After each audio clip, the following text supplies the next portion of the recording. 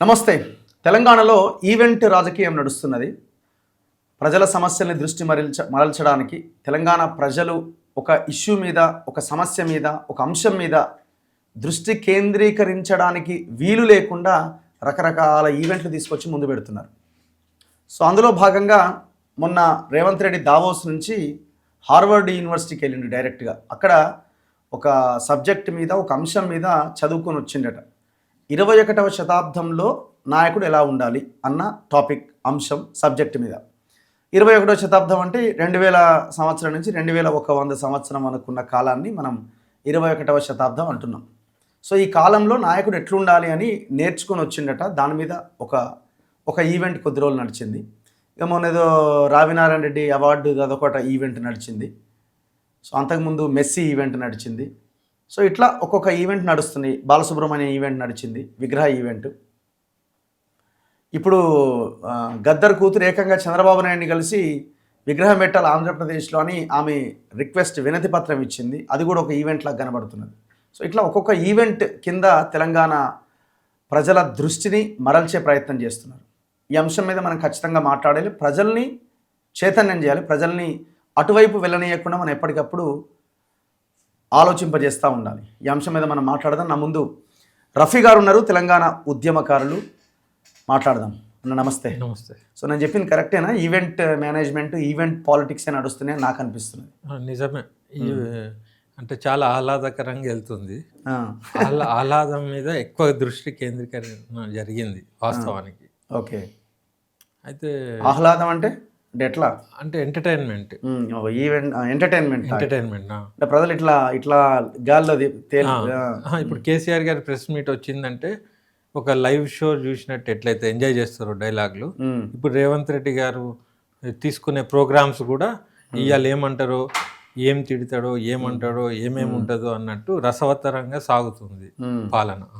Cinema స్టైల్లో web series లాగా సాగుతుంది. లేకుంటే ఏంటంటే ఇప్పుడు జీవితాల మీద, పాలన మీద, అడ్మినిస్ట్రేషన్ మీద డీప్గా వెళ్తే ప్రజలకు కూడా నిరాశనే కలుగుతుంది, బాధ అవుతుంది, మళ్ళీ ఉద్యమాలు వస్తాయి, అవి ఇవి.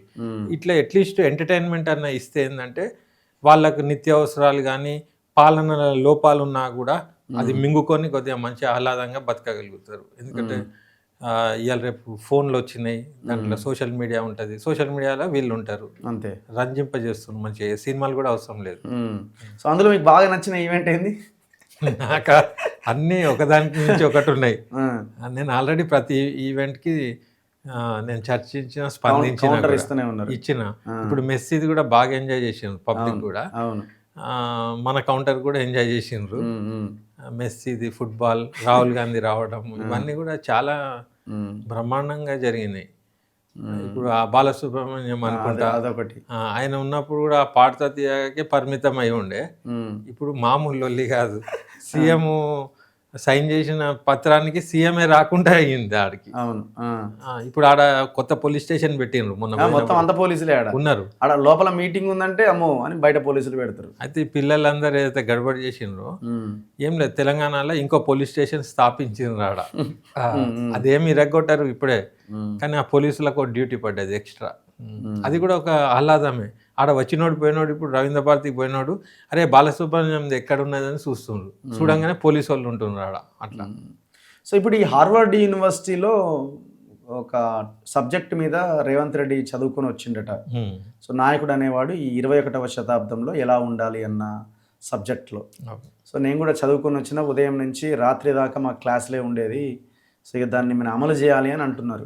అదే ఎట్లా, ఏమనిపించింది మీకు? అది లీడర్షిప్ ఇన్ 21st సెంచరీ అనేది అది దావోస్కి కంటిన్యూషన్ అన్నట్టు. ఈయన ప్రత్యేకంగా అది అనేది ఏం లేదు. ఆడ ఏంటంటే ఇప్పుడు ఐఎస్బి ఇట్లా కొన్ని ఉన్నాయి కదా, ఇక్కడ పైసలు కడితే అది ఒక కోర్సు ఉంటుంది అన్నట్టు. ఆ కోర్సు మంచిదే, మరి ఎంత శ్రద్ధతోని చదివినరు, అర్థం చేసుకున్నారో తెలియదు. ఎందుకంటే గతంలో ముఖ్యమంత్రి గారు ఓయూకి వెళ్ళినప్పుడు అసలు ఇంగ్లీషే అవసరం లేదు, పన్నోళ్ళని పెట్టుకోవచ్చు, అవి ఇవి అన్నాడు. మరి ఆడ వాళ్ళు చెప్పిన డిక్షన్ ఏదైతే ఉంటుందో అది ఇంగ్లీష్ భాషలోనే చెప్తారు. మరి మరి వాళ్ళకి తెలుగులో ట్రాన్స్లేటర్ని ఏమన్నా పెట్టుమన్నారా తెలియదు నాకు. ఓకే, పెట్టుమన్నా బాగుంటుంది, ఎందుకంటే క్లియర్గా అర్థమవుతుంది మంచిగా. ఇక వాళ్ళు మళ్ళీ ఇంగ్లీష్ వాళ్ళ ఇంగ్లీష్ వేరు ఉంటుంది, మన ఇంగ్లీష్ వేరు ఉంటుంది, స్లాంగ్ ఏమంటారు దాన్ని, డిఫరెంట్ యాక్సెంట్ ఉంటుంది. మనకి ఈ యాక్సెంట్లోనే కొద్దిగా అటు ఇటు ఉంటుంది కదా, మరి ఆ యాక్సెంట్లో ఎంతవరకు ఆయన చేసిండో అది ఆయనకే తెలవాలి.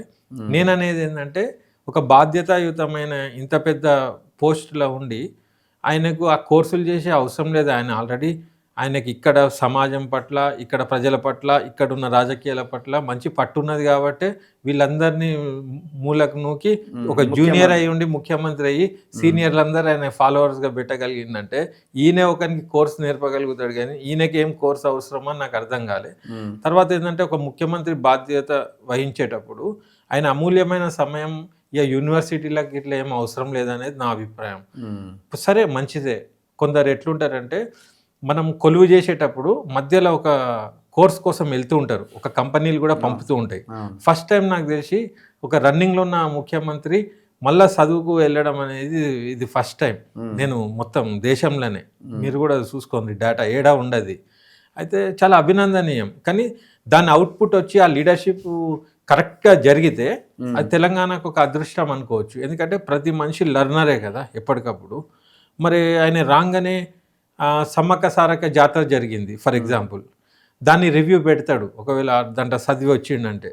ఎందుకంటే సమ్మక్క సారక్క జాతర ఉట్టిగానే ప్రెస్ మీట్లలో బాగా జరిగింది అనేది కాదు, నాకు గ్రౌండ్ రియాలిటీస్ నాకు తెలుసు. అవును, కొంత ఫెయిల్ అయినారు అక్కడ. ట్రాఫిక్ దీని నియంత్రణ దీంట్లో ఏకంగా ఒక మంత్రి కారు మీదనే దాడి జరిగింది, కుమార్ కారు మీదనే. ఎగ్జాక్ట్లీ. మీనాక్షి నటరాజన్ గారు స్వయంగా 4 గంటలు ఇరికిపోయారు. నాకు తెలిసిన మిత్రులు 12 గంటలు ఇరికిపోయినారు. అంటే ఒక రోడ్ ఉన్నప్పుడు దాన్ని డైవర్షన్ ఎట్లా, దాన్ని ఎట్లా చేయాలి, దానికి తగిన క్రేన్స్ ఎట్లా అది మేనేజ్ చేయాలి అనేది అంతా కూడా జరగలే. అయితే ఒక కొద్ది దూరం దానికే 12 గంటలు వట్టి రోడ్ క్లియరెన్స్కి ఒక్కొక్క మనిషి గడిపిండంటే ఇక ఏం జాతర అవుతుంది, పోయేదాకానే ఆడ అలసిపోతాడు, నీళ్లు రాలే అని అది ఇవన్నీ జరిగినాయి. అయితే ముఖ్యమంత్రి రాగానే ఫస్ట్ రివ్యూ ఇది చేయాలి. అప్పుడే ఆయన లీడర్షిప్ కోర్స్కి ఒక పరమార్థం ఉంటుంది. అది చేసిండా లేదా మనకు తెలియదు కదా. అయితే మున్సిపల్ మినిస్టర్ ఈయననే, హోమ్ మినిస్టర్ ఈయననే, ఓకే, ఎడ్యుకేషన్ మినిస్టర్ ఈయననే. అయితే లీడర్షిప్కి ఎప్పుడు కూడా ఎట్లుంటుంది అంటే కంపెనీలో, నేను ఎంబీఏ బేసికల్లీ కాబట్టి ఇంతో అంతో చెప్పగలుగుతున్నా, లీడర్షిప్ ఎలా ఉంటుందంటే ఏ డివిజన్కి ఆ డివిజన్కి అంత టీం తయారు చేసి టీం లీడ్స్ పెట్టి వాళ్ళందరినీ మనం పర్యవేక్షణ చేస్తూ నడపాలి. అన్నీ మనమే పెట్టుకొని కూర్చున్నప్పుడు 100% కష్టమవుతుంది పాలన. అయితే నేను దీనికి కూడా సీఎం గారి మీదనే హోమ్ మినిస్ట్రీ ఫెయిల్యూర్ కిందనే తెస్తున్నా, మున్సిపాలిటీ ఫెయిల్యూర్ కిందకే తెస్తున్నా. ఎందుకంటే సమ్మక్క సారక్క జాతరల ఆ ప్లాస్టిక్లు అవి ఇవి ఇష్టం వచ్చినట్టు సెట్ అయిపోయినాయి. ఎప్పటికప్పుడు ఫారెన్లు ఎట్లయితే ఉంటుందో ఇట్లా పడంగానే సాఫ్ చేస్తారు. అట్లాంటి సిబ్బంది ఉండాలి, మెకానిజం ఉండాలి. తర్వాత హోమ్ మినిస్ట్రీ ఇప్పుడు ఒక పోలీస్ ఆమెను ట్రోల్ చేస్తుండ్రు, నేను అన్నా కదా ఆహ్లాదకరంగా నడుస్తుందని. అయితే పబ్లిక్కి అక్కడ ఉన్న సమస్యల కంటే కూడా ఒక పోలీస్ ఆమె మోనాలిసా లెక్క దొరికిందనే దాని మీద ఆహ్లాదంగా జరిగింది. ఇప్పుడు ఆ సమ్మక్క సారక్కల జరిగిన వైఫల్యాలను ఈ ట్రోలింగ్ ఏదైతే వైరల్ అయిందో పోలీస్ ఆమె కొట్టుకపోయి అందరూ చూస్తుండ్రు, దీన్ని మింగేస్తున్నట్టు. ఈ బాధలు లేవు, కష్టాలు లేవు. ఆ పోలీస్ ఆమెను చూసుకుంటా గడిచిపోయింది జాతర మొత్తం ఆడ మోనాలిసా లెక్క. కాబట్టి తెలంగాణలో అది తెలుసో తెలియకో ఆహ్లాదభరితమైన పాలన ఏ రాష్ట్రంలో లేనంత ఎంజాయ్ చేస్తున్నారు పబ్లిక్ ఈ రకంగా. అయితే ఇప్పుడు మీరు అడిగిన ప్రశ్నకు ఆ అడ్మినిస్ట్రేషన్ లీడర్షిప్లా ఆయన మనం అంటాం కదా పరిపాలన వికేంద్రీకరణ అంటాం లైన్. ఇప్పుడు హైదరాబాద్ పెద్దగా అయిపోతుంది, ఇబ్బంది అవుతుంది కదా. ఆయన 150ని 300 చేసి 300ని 3 భాగాలుగా చేసి 3 కార్పొరేషన్లు చేయబోతుంది. ఇప్పుడు ఇక్కడ కూడా ఒక ముఖ్యమంత్రి దగ్గర ముఖ్యమంత్రి పదవే కొంత బర్డెన్, అన్ని రివ్యూ చేయాలి, మంత్రులందరినీ చేసుకోవాలి. మున్సిపల్, ఎడ్యుకేషన్, హోమ్ చాలా కీలకమైన పదవులు ఇవి. అది ఆయన దగ్గరనే పెట్టుకుంటే ఈ 21వ శతాబ్దంలో నాయకుడు సబ్జెక్ట్కి దీనికి అర్థం లేకుండా పోతున్నది. రేపు ఆయనే బాధ్యుడు కూడా అవుతాడు. ఇప్పుడు విద్యారంగం ఉంది. ఇప్పుడు కేసీఆర్ గారు KG to PG చెప్పడానికి రైమింగ్ బాగుంది. ఆయన అమలు చేసి ఉంటే నిజంగానే ఆయన జాతి పితనా ఏదో అంటున్నారు కదా, జాతి తెలంగాణ పిత అయ్యేటోడు ఫర్ ఎగ్జాంపుల్ నేను అనేది. అంటే వీళ్ళకు అవకాశాలు దొరికినప్పుడు నిజంగా కేజీ టు పీజీ చేసి ఉంటే ఎంత పెద్ద రిఫార్మేషన్ అది అట్లాంటివి జరగాలి. అయితే సరే ఆయన చేయలే, ఇప్పుడు ఈయన పెట్టుకున్నాడు కాబట్టి విద్యలో ఏం చేంజెస్ వచ్చినాయి? గతం హార్వర్డ్ ఏరియాలో ఉన్న స్కూల్ ఎట్లా ఉన్నాయి, హార్వర్డ్ యూనివర్సిటీ ఎట్లా ఉంది, ఇక్కడ యూనివర్సిటీలు ఎట్లా ఉన్నాయి, మరి అది ఇప్పుడు నాయకుడు తయారు కావాలంటే అది చేయాలి కదా. Simple point. ఒకవేళ ఈడ యూనివర్సిటీలల్లో అంత నాణ్యమైన విద్య ఉంటే ఈయన హార్వర్డ్ పోయే అవసరం ఏంది? అంటే మన కాడ లేకనే పోయిండు అన్నట్టు కదా. ఎట్లయితే గవర్నమెంట్ వైద్యం చక్కగా లేకనే కార్పొరేట్కి వెళ్ళిన, అట్లీస్ట్ సరే ఇక్కడ లేదు అక్కడ పోయిండు, అక్కడ ఉన్నది ఇక్కడ అమలు చేయాలి కదా. అమలు చేయాలి తర్వాత రోజుల్లో ఆయన అమలు చేయాలంటే ఫస్ట్ అప్పులు చేసుడు బంద్ చేయాలి. ఇప్పుడు ఆయన 6 లక్షల చిల్లర 6.5 లక్షల కోట్ల అప్పు చేసిపోయిండని అంటున్నారు. ఇప్పుడు మేనిఫెస్టో ఎందుకు అమలు కాలే అంటే అది అంటుర్రు. మరి వీళ్ళు వచ్చి కూడా 1,50,000 కోట్ల అప్పు చేసిండ్రు. ఇప్పుడు ఇంకా ముందు కూడా చేయబోతున్నారు. అయితే అప్పు చేసి ఈవెంట్లు చేసే అవసరం లేదు కదా.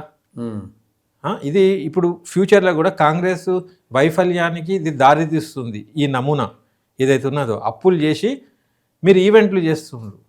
ఇప్పుడు గ్లోబల్ సమ్మిట్ అని పెట్టిండ్రు. ప్రపంచం మొత్తం ఈడికే రప్పించే ప్రయత్నం చేసినప్పుడు మళ్ళీ దావోస్కి ఎందుకు వెళ్ళిండ్రు? వెళ్ళినాక మళ్ళీ మీరు ఆడపోయి ఈ ఇండియన్ కంపెనీస్తోనే ఎంఓయూలు చేస్తుండ్రట.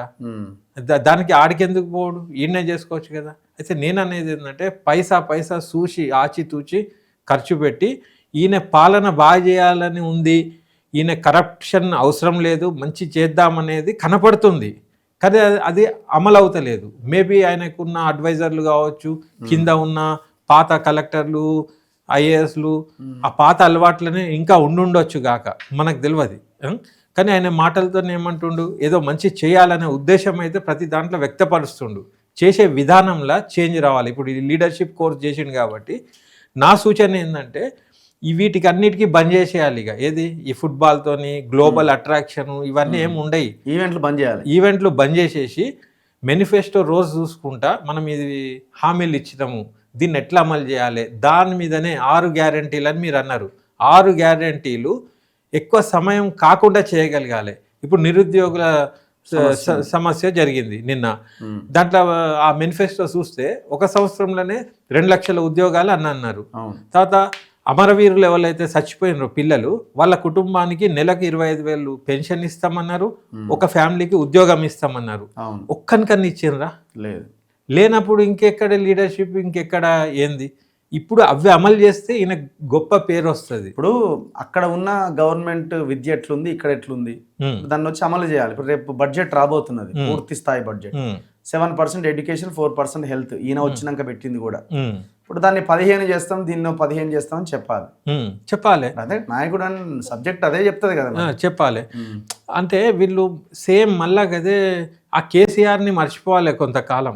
ఎందుకంటే ఇప్పుడు ఆయన టాపిక్ వేస్ట్.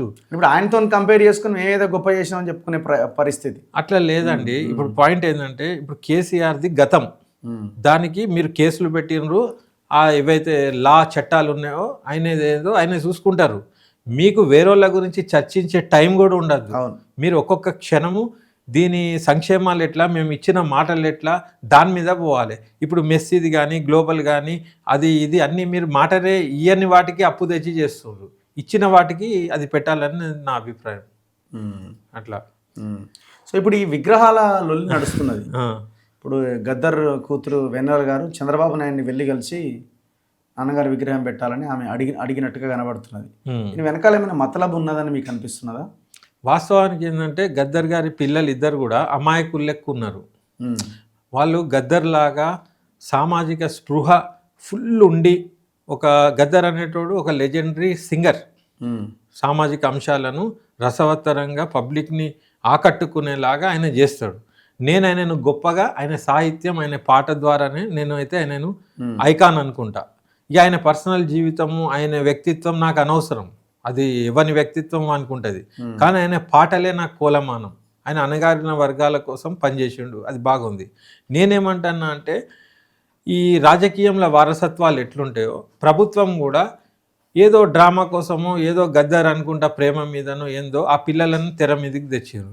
వాళ్ళకి పాపం వాళ్ళు కూడా హార్వార్డ్ ఏమైనా పోయి ట్రైనింగ్ అయ్యన్నా ఏమన్నా రావాలి, లేకుంటే ఇట్లాంటి ఉచ్చులల్లో పడతారు. ఈ ముఖ్యమంత్రి పోయినప్పుడు వీళ్ళని కూడా పట్టుకొని పోతే అయిపోవు. ఎందుకంటన్నా అంటే నేను సీరియస్గా చెప్తున్నా ఈ పాయింట్. ఎందుకంటన్నా అంటే ఇట్లాంటి అమాయకులను ఈజీగా బుట్టలు పడేయచ్చు. నేను అనుకునేది ఏంటంటే అసలు గద్దర్ విగ్రహం కోసం భిక్షాటన ఎందుకు, ప్రపోజల్స్ ఎందుకు? వాళ్ళకి ప్రేమ ఉంటే వాళ్ళు పెడతారు, పెట్టరు. అది పెడితేంది, పెట్టకుంటేంది. అసలు నేను అనేది ఈ విగ్రహాల చర్చే దండిగా అంటున్నా. ఎందుకంటున్నా అంటే ఈ డిజిటల్ జమానాల మీరు ఆయన చరిత్ర రాయండి, పీడిఎఫ్లు పెట్టండి, వీడియోలు చేయండి, ఆయన పాటలను ఆవిష్కరించండి, అన్నీ చేయండి. డిజిటల్ జమానా వచ్చింది. ఇంకా విగ్రహాల పంచాయతీ అంటే ఎట్లున్నదంటే ఇప్పుడు మనము రోడ్డు మీద పోయినప్పుడు పులిదో విగ్రహం ఉంటుంది, జింకదో ఒకటి ఉంటుంది. ఇక ఇది మనుషుల విగ్రహం లెక్క ఉంటుంది. ఇప్పుడు వచ్చిన జనరేషన్ చిన్న చిన్న పిల్లలు కూడా ఒక విగ్రహం అనగానే ఒక మనిషిది పెట్టిరని అంటున్నారు, కానీ ఇది ఎవరిది ఏంది అనే అంత ఓపిక కూడా ఎవరికి లేదు. అది అవుట్డేటెడ్ కల్చర్ నాకు తెలిసి. దాన్ని పట్టుకొని పోయి రాజకీయంగా ఏమన్నా వాడుతుండ్రా మనకు తెలియదు. ఇప్పుడు వీళ్ళు ఆడికి పోవడమే అనవసరం. ఆంధ్రాలో పెట్టినరా, తెలంగాణలో పెట్టినరా, ఆంధ్ర తెలంగాణ కూడా బంద్ చేయాలి. ఇప్పుడు తెలంగాణను ఎట్లా డెవలప్ చేసుకోవాలి చూసుకోవాలి. ఏదైనా ప్రభుత్వం గద్దర్ని ప్రేమించి నిజంగానే ఆయన భావజాలానికి అనుకూలంగా ఉన్న మంత్రులు, ముఖ్యమంత్రులు వచ్చినప్పుడు ఆటోమేటిక్గా పెడతారు. మీరు ఊకే పోయి అడుగుడు అవసరం లేదు, డిమాండ్ చేసే అవసరం లేదు. వాళ్ళే పెడతారు. పెట్టకుంటే పెట్టకపోయి ఆయన పాటలను మీరు ఇండివిజువల్గానే వెళ్ళి ఉంటుందా, లేకపోతే ఆమె ఎందుకు పోతుంది? 100% ఇండివిజువల్గా వెళ్ళదు నాకు తెలిసి. ఎందుకు వెళ్ళదంటే వాళ్ళకి అంత ఆలోచన శక్తి కూడా లేదు పాపం. ఏదో గద్దర్ మీద సానుభూతితోని సారథికి చైర్మన్ ఇచ్చిండ్రు, ఆమెకు టికెట్ కూడా ఇచ్చిండ్రు.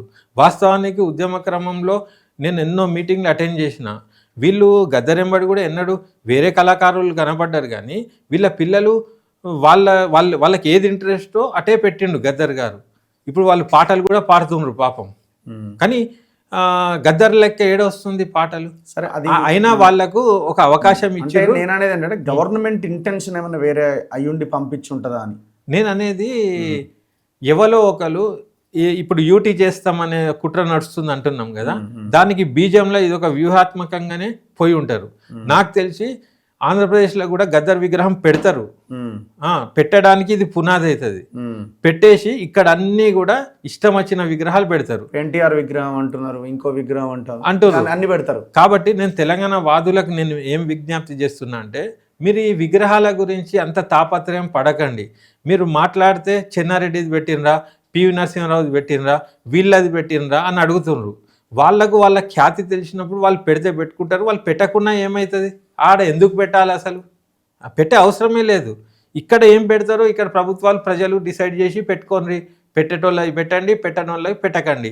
మీరు మావి పెట్టినరా, మేము ఎట్లా పెట్టాలి అనే చర్చ అవసరం లేదు. మీరు మావి పెట్టే అవసరమే లేదు. అవసరం ఉందా లేదా కూడా చర్చ వద్దు. ఇప్పుడు వాళ్ళు 2 పెట్టేసి మొత్తం నింపేస్తే ఒక మాట అంటున్నా, నేను వ్యక్తిగతంగా విగ్రహాలకు విరుద్ధం. అది అవుట్డేటెడ్ కల్చర్, ఆ టాపికే అవుట్డేటెడ్. నేనేమంటానా అంటే, ఒకవేళ ఇప్పుడు చూడు తెలంగాణలో ప్రాబ్లం అదే అవుతుంది. ప్రతి పేరు పెట్టుట్లా కూడా పరిణతి లోపిస్తుంది. ఇప్పుడు ఫిలిం అవార్డ్స్కి గద్దర్ అవార్డు పెట్టిండ్రు. తర్వాత ఉమెన్స్ కాలేజ్ ఏదో ఉండే ఆ రెసిడెన్సీది సాకలి ఐలమ్మ అని పెట్టిండ్రు వాస్తవానికి. అయితే ఆమె ఒక అణగారిన వర్గాలకు చెందిన ఆమె, ఆ గౌరవం ఉంది. కానీ మిస్ మ్యాచ్ లేదు. ఇప్పుడు ఆ యూనివర్సిటీకును సాకలి ఐలమ్మకి ఏం సంబంధమే? నేననేది సాకలి ఐలమ్మ ఒక వీరనారి. ఆమెది ఒక పెద్ద వీరుల గురించి ఏదైనా లైబ్రరీయో ఏదన్నా ఇంకేదన్నా పెట్టండి, ఇంకేదన్నా చేయండి. తెలంగాణలో చదువుకున్న స్త్రీమూర్తి కానీ ఎవరైనా చదువుతోని సంబంధం ఉన్న వాళ్ళకు యూనివర్సిటీ పేరు పెట్టండి. ఇప్పుడు కేశవరావు జాదవ్ సార్ ఉన్నాడు, ఆయన పేరు పెట్టండి. ఆయన ఒక ప్రొఫెసర్. తెలంగాణ జాతిపిత అనే పంచాయతీ నడుస్తుంది. వాస్తవానికి కేశవరావు జాదవ్ అనేటైనే ఎవరెవరికి గురువు తెలుసా? ఈ గద్దర్కి కూడా గురువు. మీరు ఏదైతే విగ్రహాలు అంటున్నారో ఆయనకు గురువు కేశవరావు జాదవే. గద్దర్ వింటే ఆయన మాట వినేటోడు. కేశవరావు జాదవ్ కూడా రారాపురా అనేటోడు ఇళ్లను. తర్వాత విమలక్క వాళ్ళ సంఘానికి పెద్ద మనిషి కూర రాజన్నకు కూడా జాదవ్ సారే గురువు. జయశంకర్కి ఏలు పెట్టి చూపించిన మార్గం తెలంగాణ ఉద్యమంలోకి తెచ్చింది కూడా జయశంకర్ సారే. జయశంకర్ సార్ని తెచ్చింది జాదవ్ సారే. మరి ఆ జాదవ్ సార్ అనేటోడు ఈ ప్రభుత్వానికి కూడా ఆ ప్రభుత్వానికి తెలుసా? అసలు మీరు జాతిపిత చర్చ తెచ్చినప్పుడు లోతులకు పోతే అసలు ఎవరు మూలం ఎందుకు అనేది మీరు తెలుసుకున్నప్పుడు జాదవ్ సార్ తెలంగాణ పిత అనుండ్రి. నేను అనేది అంటే ప్రజలు డిసైడ్ చేసేస్తారు. అసలు పిత అని ఎవరికి వాడు డిక్లేర్ చేసుకునే అవసరం ఏంది? అసలు పిత ఉండుడెందుకు?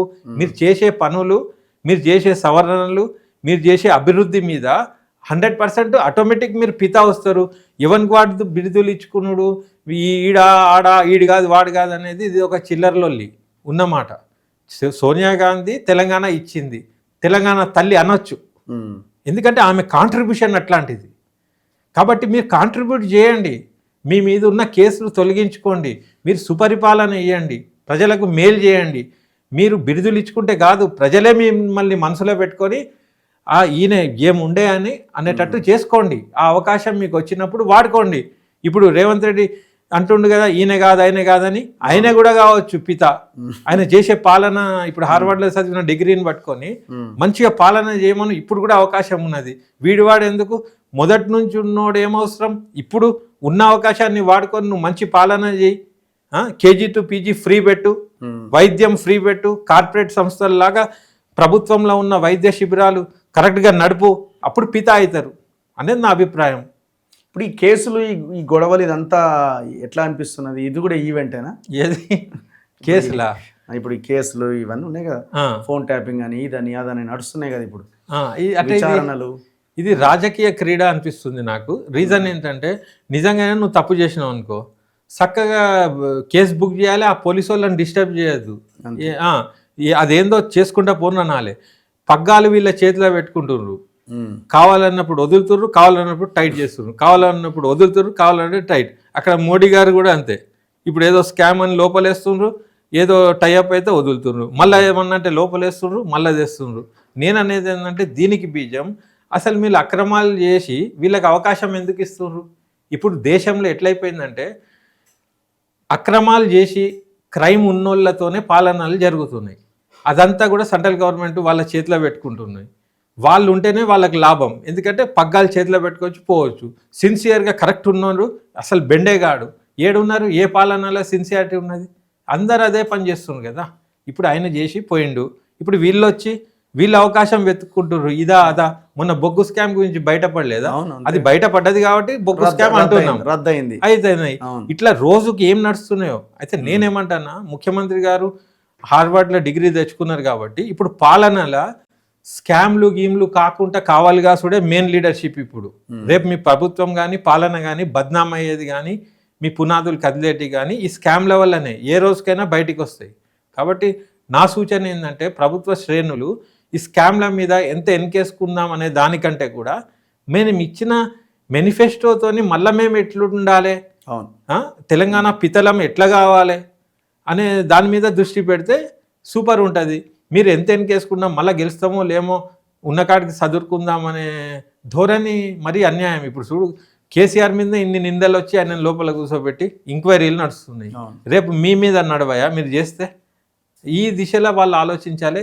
సంపాదించిన కాడికి చాలు కదా, మీకు బంగ్లాలు ఉన్నాయి, ఇండ్లు ఉన్నాయి, కోట్ల ఆస్తి ఉన్నది.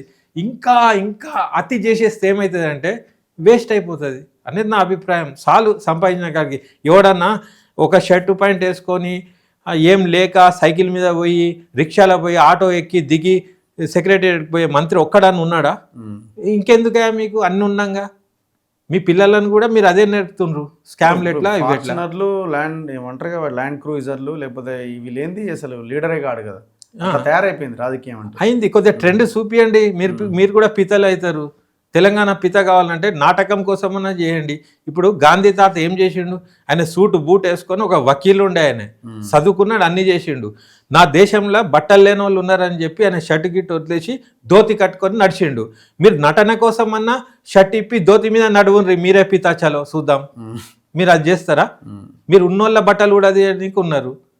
సో సొల్యూషన్ ఏంటి అంటే మాలాంటి వాళ్ళకి అనిపించేది ఏంటంటే ఇప్పుడు ఈ పార్టీలతో అయ్యే పరిస్థితి కనబడతలేదు, ఒక ఆల్టర్నేట్ కావాలి అన్న ఒక లైన్ చాలా గట్టిగా వినబడుతున్నది. ఎగ్జాక్ట్లీ. అది ఆ అవకాశం ఉందా, ఆ అవసరం ఉందా, అవకాశం ఉందా?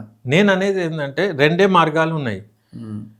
యూత్లో ప్రజల్లో ఒక చైతన్యం తేగలగాలి, ఉద్యమకారులు తెచ్చి ఒక రెవల్యూషన్ కనుక తేగలిగితే అందరు అంటారు పార్టీ పెట్టడానికి పైసలు కావాలి అవి ఇవని. అవసరం లేదు, చైతన్యం కావాలి. పైసల కంటే చైతన్యం కావాలి. ప్రజలల్లో కూడా అది రాగలగాలి. ఆ తెప్పించడానికి బుద్ధిజీవులు పనిచేయాలి. పబ్లిక్లో చైతన్యం వచ్చినాడు, వాళ్ళు కూడా ఈ గవర్నమెంట్ చేసే పనులను బాగా డీప్గా స్టడీ చేసినాడు. అరే వీళ్ళ పాలించేది అనేది వచ్చినాడే రెవల్యూషన్ వస్తుంది. ఆ వచ్చినాడు కొత్త తరం వస్తుంది, కొత్త పాలన వస్తుంది. ఇప్పుడు ఢిల్లీలో ఆమ్ ఆద్మీ పార్టీ ఎట్లా వచ్చింది? ఒక చైతన్యంతోనే వచ్చింది. తర్వాత ఎట్లా నడిచింది ఏంది అనవసరం, కానీ ఒక మార్పు అయితే వచ్చింది కదా. వాళ్ళు ఏమైనా పైసలు పట్టుకొని వచ్చి చేసిండ్రా? రాలే. సేమ్ చైతన్యంతో ఈడ కూడా వస్తుంది. లేకుంటే ఏం చేయాలంటే ఇప్పుడు కాంగ్రెస్ పార్టీ ఉన్నది, ఇంకో పార్టీ ఉన్నది, ఏదో ఉన్నది, దాంట్లో ఆ పార్టీలో ఒక ప్రక్షాళన జరగాలి. మోసగాళ్ళు దొంగలు లంగలను జరిపేసి దాన్ని ఎట్లయితే వేరేటోళ్ళు కబ్జా చేసుకున్నారో, ఆలోచన పరులు నిజంగా నిబద్ధతతో పనిచేసే ఈ బుద్ధిజీవులు కానీ క్రాంతికారులు కానీ ఎవరైనా సరే దాంట్లో ఆ పార్టీని ఆక్రమణ చేసుకొని ఒక సుపరిపాలన ఇచ్చే ధ్యేయంతో పనిచేస్తే బాగానే ఉంటుంది. అట్లా చేయలేనప్పుడు, దాంట్లో ఇమిడలేనప్పుడు కొత్త పార్టీ పెట్టుకొని ముందుకు పోవాలి. Nothing is impossible. ఆ పాసిబిలిటీ చేసినప్పుడే సంచలనం. మూస ధోరణికి విరుద్ధంగా పోయి ఏదో జరిగినప్పుడే ప్రపంచం ఆలోచిస్తుంది. ఇప్పుడు న్యూయార్క్లో మేయర్ ఎట్లయిండు? ఒక కొన్ని రోజులలోనే ట్రంప్ గింపు అందరినీ ఖతం చేసి ఆవిడ మేయర్ అయ్యిండు. అట్లా ఇక్కడ కూడా 100% అవుతుంది. కానీ దానికి ఏంటంటే త్యాగాలు చేయాల్సి వస్తుంది. యూత్ మాలాంటి వాళ్ళు అందరూ కూడా ఓ 10 సంవత్సరాలు 5 సంవత్సరాలు డెడికేట్ చేసి నిజంగా నిజాయితీతో పనిచేయాలి. దానికి ఏంటంటే మనకు స్పష్టత రావాలి, మైండ్లో కూడా క్లారిటీ రావాలి. చిచ్చులు పెడతారు, గడబడులు చేస్తారు, మ్యానిపులేట్ చేస్తారు, పైసలు ఇస్తారు, ఇట్లా ఈవెంట్లు చేసే ట్రాప్లో పడేస్తారు. ఏమున్నది, ఒక సూట్ కేసుకే లొంగిపోయే జనాలు ఉంటే ఏం కాదు. వీళ్ళందరూ సూట్ కేసులకు లొంగిపోయిన జనాలే ఇప్పుడు పాలిస్తుండ్రు. పైసే పరమాత్మం అనేది అవసరం లేదు. నిజంగా ఒక అంకిత భావంతో ప్రజా సంక్షేమమే ముఖ్యం.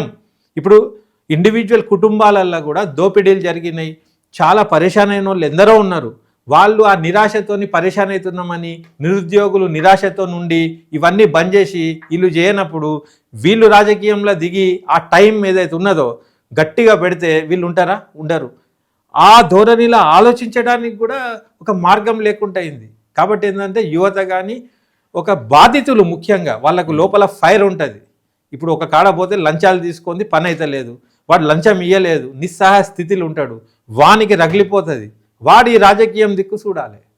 తర్వాత బ్యూరోక్రసీ కూడా నేను చెప్తున్నా మీ ప్లాట్ఫామ్ ద్వారా, మినిస్టర్లు సంతకం చేసినా కూడా రేపురా మాపురా రేపురా, దాని అర్థం ఏంది? పైసలు అంతే, డబ్బులు. ఒక మ్యూటేషన్కి ఇన్ని పైసలు లేనిది సంతకం చేయడానికి కూడా చేతులు కదులుతలేవు. ఆ కల్చర్ పాతది కంటిన్యూ అవుతుంది. ఫస్ట్ ముఖ్యమంత్రి గారు ఈ కలెక్టర్లను వాళ్ళను పిలిచి కూర్చోపెట్టి నీ లీడర్షిప్లో ఫస్ట్ పని ఏం చేయాలంటే లంచాలు లేని తెలంగాణ చేయి, నువ్వే జాతిపిత అవుతావు. కుకట్పల్లి ముసాపేట దగ్గర ఒక ఆఫీసర్, టౌన్ ప్లానింగ్ ఆఫీసర్ దొరికిండు. ఏసీబీ పట్టుబడి 30 లక్షలు తీసుకుంటూ మొత్తం ఆఫీసులు ఖాళీ 2-3 గంటలు, ఎక్కడక్కడ ఫరార్.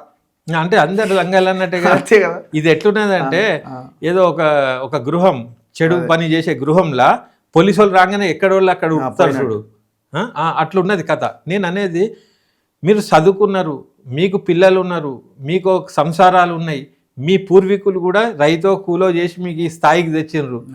అరే అవన్నీ అర్థం చేసుకొని మీకు ఇచ్చిన కొలువు, మీకు ఇచ్చే జీతం మీకు సరిపోతలేదంటే రిజైన్ చేసి ఏమన్నా దందా చేసుకోండి. కానీ మీరు చేసే లుచ్చా దందాలు మీకు సిగ్గు అనిపించదా? నేను అనేది అది. అయితే పైనుంచి కింది దాకా అట్లనే ఉన్నారు, చపరాసి కాడ నుంచి కలెక్టర్ దాకా. నేను వట్టిగా అంటలేను.